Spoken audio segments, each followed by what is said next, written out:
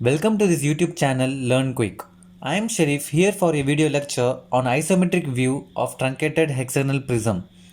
Before we start, I recommend you to watch our previous video lecture on isometric projection of a cube to understand the basics. The link is provided in the top right corner and in the description. I request the learners to watch this video till end to understand clearly, and if you have not subscribed this channel, subscribe it now with bell icon to receive notifications and updates. Let's read the question now. A hexagonal prism of base side 25 mm and axis length 60 mm rests on HP with two base sides parallel to VP. It is cut by a sectional plane perpendicular to VP inclined at 55 degree to HP bisecting the axis of the prism. Draw the isometric view of the truncated prism. I have already drawn the default orthographic projection of the hexagonal prism, that is the top view and the front view of the hexagonal prism, on referring our previous video lecture projection of solids, solid type 11 and position 65. And the hexagonal prism is also sectioned with a cutting plane inclined at the HP at 55 degree bisecting the axis of the prism. To learn more on sectioning of the solid and marking the cutting plane points, you can refer to our previous video lecture section of solids hexagonal prism. Now before start drawing the isometric view of this truncated hexagonal prism, I should enclose the top view and front view with four lines. Okay, so I should enclose this with a box to make it convenient for me to draw an isometric view. So to do that, I have drawn four lines enclosing this hexagonal prism in the top view, and I have to name all the four corners of this box. So I will start from the left. I will go anti-clockwise direction. So the corner 1, and I have corner 2, I have corner 3, and I have corner 4. Now draw a horizontal line .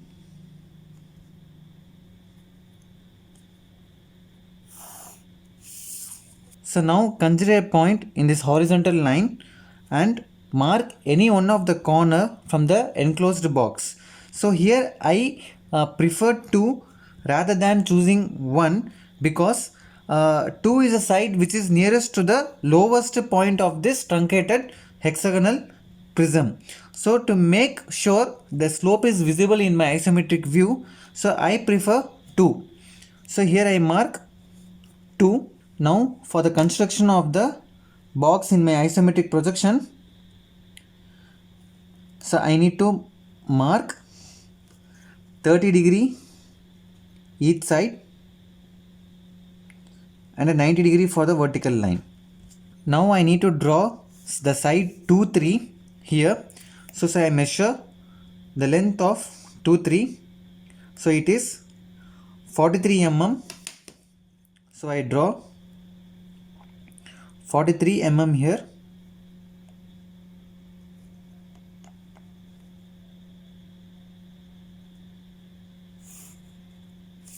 Similarly, I draw the side 1, 2. So to do that, I measure the side 1, 2. So and it is 50 mm. So draw 50 mm the other side.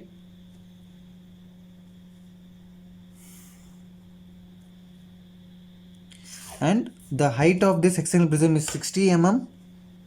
So draw 60 mm.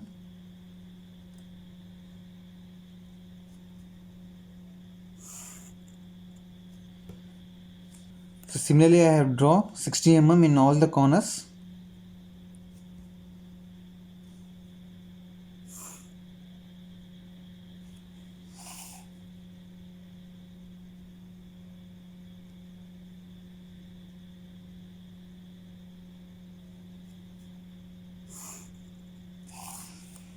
So now I mark here 1, 2, 3.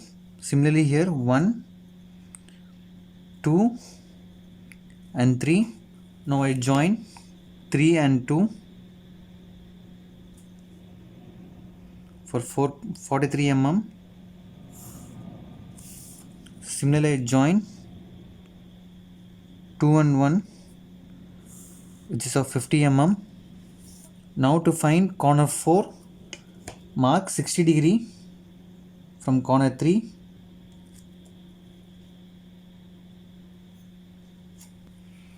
and draw 50 mm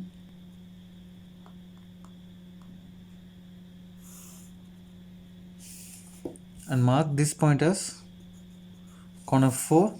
Now join 4 and 1. Similarly mark 60 degree from the top plane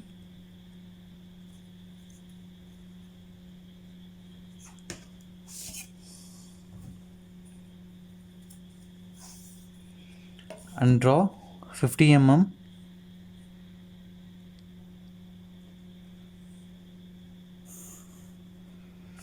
and mark this corner as 4. Now join 1 and 2.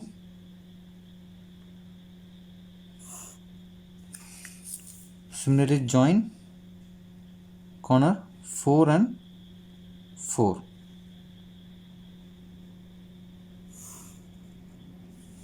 Now I need to position the points A, B, C, D, E, F in the top plane and the base plane. So now I measure from corner 1 to corner B. So now I mark corner B. So the distance is going to be same in the base plane. So and this distance is same for 2C, 3E and 4F. So I use the same measurement to find the points.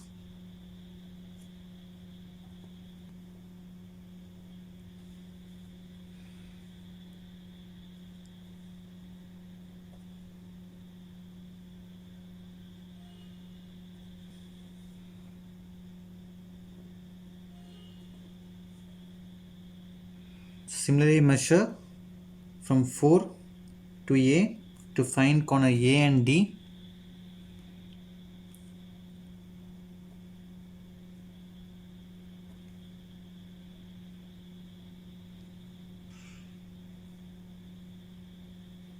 Now I mark all the corners capital A, B, C, D, E and F. Similarly in the top plane capital A, B, C, D, E and F. So from this orthographic projection I understand after sectioning of this hexagonal prism, so few region in the top plane is remaining. So at the same time few portion of the base plane is missing. Okay, so few material will not be available in my base and few will be available in the top. So first I need to locate, so what is the area, what is the region available in the top plane as well as what is the area which is missing in my base plane. So first I need to locate this GH and JI in my top plane and base plane. So to do that I measure from corner 4 for G and H. So from corner 4 I measure G and H. So similarly from corner 3 I measure for J and I. So from corner 3 I measure for J and I. So now draw a line for reference.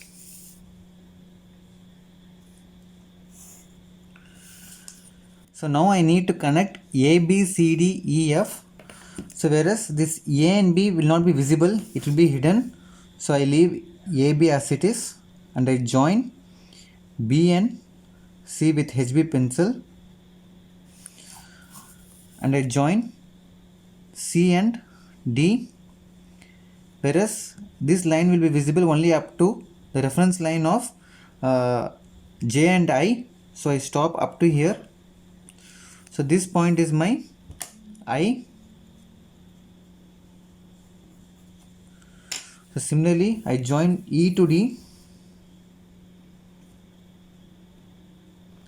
So I stop up to the reference line. So this point is my J. Now I join J to I, and however the E and F is going to be invisible, it will be hidden. So now I'm going to work on the top plane. So I'm going to join A and B. So whereas I have to stop up to the reference line, and then the remaining portion are removed. After sectioning, the portion is removed. Similarly, when I join from A to F, so only this portion is remaining, the rest of the things are removed. So now I can mark this point as capital H and this point as capital G. So I can now join H and G. Now I need to connect the vertical edges, whereas A to A is not visible. So next I go for B to B. So before I join B to B, so I need to know what is the height after sectioning. So this is my B corner. So the line, the vertical line corresponding to B, I need to measure. Okay, I need to measure the remaining portion. So the remaining portion height for B is 4.8. So this is 48 mm. So here I draw a line for 48 mm.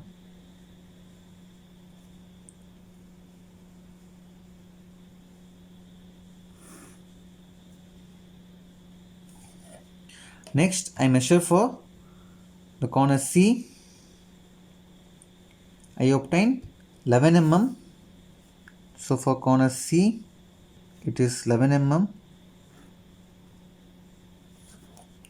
Again for corner E it is going to be 11 mm.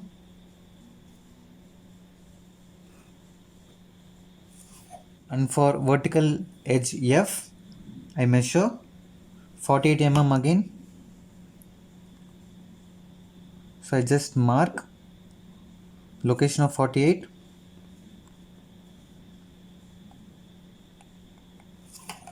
So here I have location 48. So now I connect all the points from H to B, from B to C, from C to I,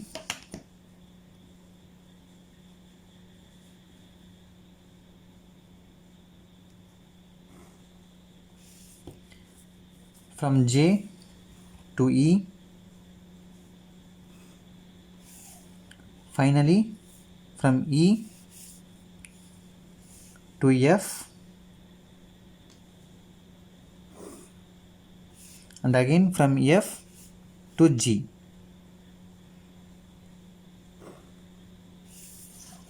I hope this video was helpful to you. If so, do not forget to like the video, share and subscribe this channel with bell icon. Thank you.